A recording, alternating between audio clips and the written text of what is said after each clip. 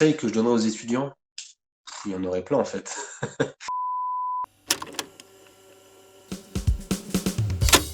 Qu'est-ce qui t'a mené dans ce secteur d'activité?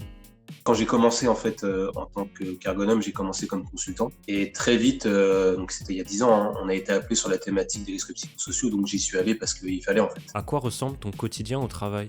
Du bureau, tous les jours et puis après, on a des déplacements en fait sur tout le territoire, selon les interventions qu'on a à mener. Donc la semaine type, parfois ça peut être du bureau tous les jours, parfois ça peut être, un peu de bureau et un peu de déplacement, parfois ça peut être très peu de bureau et beaucoup de déplacements dans la semaine. Peux-tu me donner un avantage et un inconvénient de ton poste? L'avantage, en fait, c'est la double posture qu'on a, à la fois ergonome interne, c'est-à-dire qu'on est sur des sujets transverses au sein du ministère, et en même temps, cette posture d'intervenant euh, d'un instant T à un instant T+. Et l'inconvénient, je pense que c'est l'inconvénient qu'ont tous les ergonomes internes, à l'inverse des consultants, c'est qu'on est sur des thématiques qui sont moins diversifiées. Y a-t-il une illustration qui représente bien tes interventions? La photo, hein, c'est ce que j'imagine être un décideur qui passe voir quelqu'un qui veut faire du management. Il y a une photo derrière lui où on voit un personnage qui se cache les yeux, un autre qui se tient la bouche et puis un autre qui se ferme les oreilles. Le présupposé, en fait, c'est que pour être a priori un bon manager, faut faire tout l'inverse. Il faut aller sur le terrain, faut écouter, faut voir ce qui se passe et puis il faut communiquer. Quand on va sur le terrain, qu'on voit des gens qui vont pas bien, qui souffrent, très souvent ces personnes vont mettre en cause le management. Finalement, quand on rencontre les managers peu de temps après, on se rend compte que eux aussi, finalement, ils sont pas bien.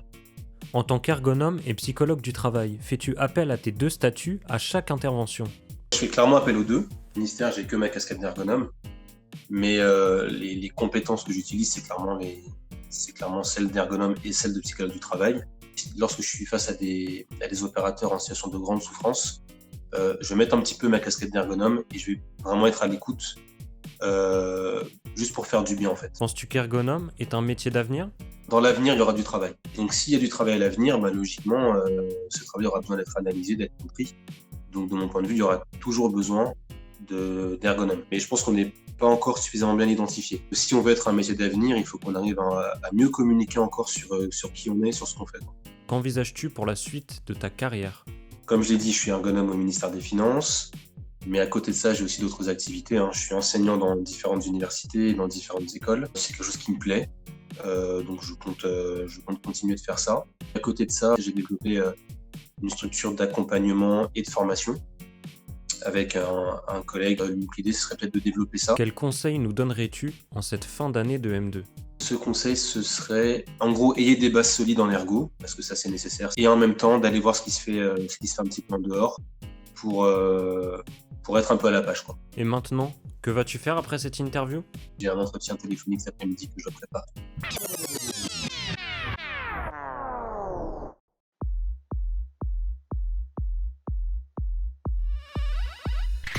Bye bye.